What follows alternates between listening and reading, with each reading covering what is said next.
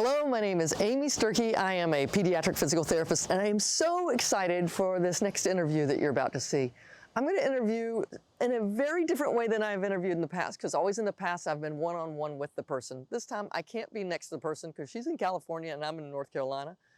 And her name is Whitney Choi, and she has cerebral palsy, and I'm just so excited to get to talk to her. So this interview is going to be filmed over a variety of days. So you're going to see a bunch of different backgrounds, a bunch of different clothing as we ask questions, and she sends me the answers, and I ask questions and she sends me the answers. So I hope you won't find that too distracting. Anyway, Whitney, can you tell me about yourself? Thanks, Amy. Hi, I'm Whitney, and I'm 29 years old. I was born in South Korea and came to the United States when I was 4.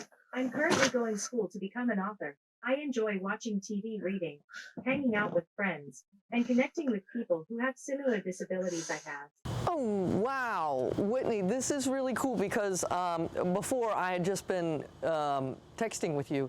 So I was not aware that you use a communication device to communicate with people. So I'm just finding this really fun because there are not that many interviews out there with people who use a communication device.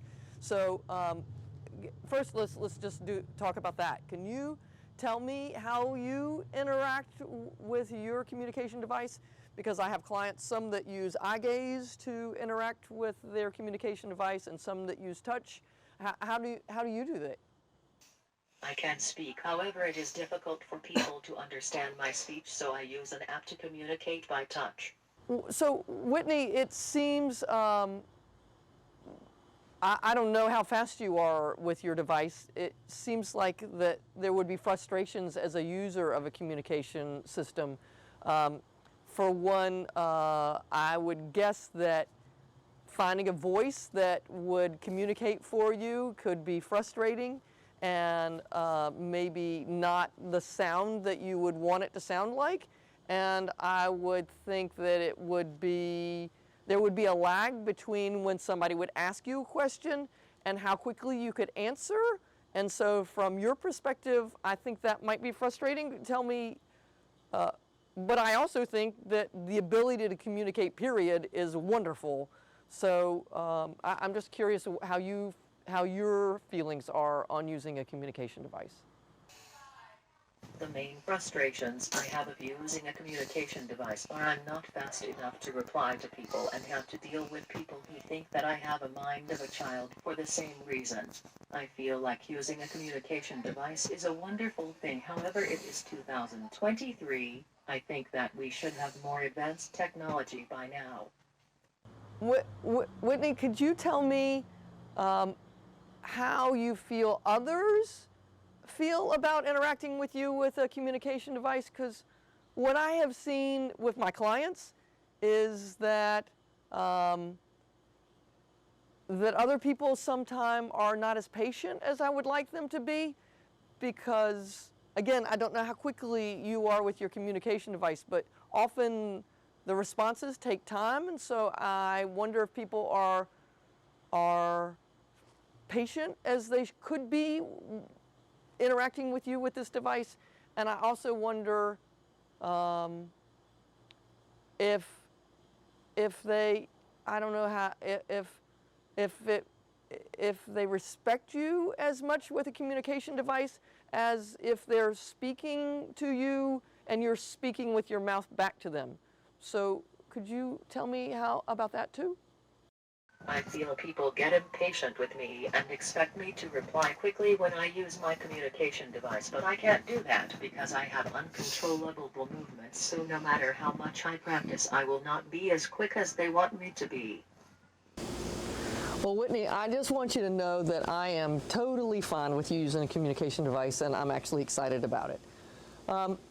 So we kind of jumped into the communication device, and I didn't really ask what your diagnosis is. Can you tell us about your diagnosis and just a little bit about how that affects your body?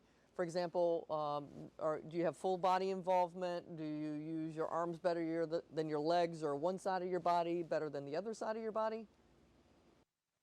I have Athetoid Cerebral Palsy. I have full body involvement. However, my upper body is much more affected than my lower body. Thanks for telling us that. And I have a lot of families who watch this channel who have very small children. So they're going to be very interested in your birth history. Could you tell us what you know around your birth history? I was born full term. However, I couldn't breathe for 5 minutes and I ended up having a very high fever. That's really interesting because often what I find is people who have athetoid cerebral palsy have damage that was done to their brain around the time that they were born. And that sounds like the case with you because you went 5 minutes without oxygen, so right after you're born, so that makes sense to me. I'm curious, could you tell me about what you're capable of doing and what's tricky for you? For example, are you able to move around in the bed by yourself? Are you able to get out of the bed by yourself? Or do you need assistance? Are you able to get down to the floor and up by yourself? Are you able to get in and out of your wheelchair by yourself? And are you able to stand? And if so, what kind of assistance do you need to stand? And are you able to walk? And if so, what kind of assistance do you need to be able to walk? Do all of that by myself independently. I use an up walker to get around the house and take a walk around the neighborhood. I can get in and out of the car independently. I can also go up and down the stairs with some assistance. If I go out, I will take my manual wheelchair or power chair. Oh wow, you have really high skills. I haven't seen that many athetoids that are able to pull up the stand and stand on their own and walk in a walker. Congratulations for having such great skills because I know that took a lot of work. That's interesting to hear that you have a power wheelchair. How old were you when you first got your power wheelchair? I was 10 when I first got my power chair. And I'm assuming you interface with your wheelchair using your hands, since you use your hands to communicate, use your communication device. But some people use a head array. Which do you use? Yes, I use my hands to control my power wheelchair. The research says that people who are going to end up needing a power wheelchair should do so as early as possible. Do you wish that you could have had your power wheelchair earlier? And if so, what age would you have loved to have had it? I do wish that I had a power chair much sooner, like in the first grade. I feel my childhood was kind of taken away from me. I had never really got to explore the playground, or when I went to field trips on my own, I had to ask someone to push me somewhere I wanted to go. Unfortunately, I sometimes never got to the chance to see what I wanted to see. I didn't like how I had to be with an adult all day long. I felt like I was never given the opportunity to explore the world.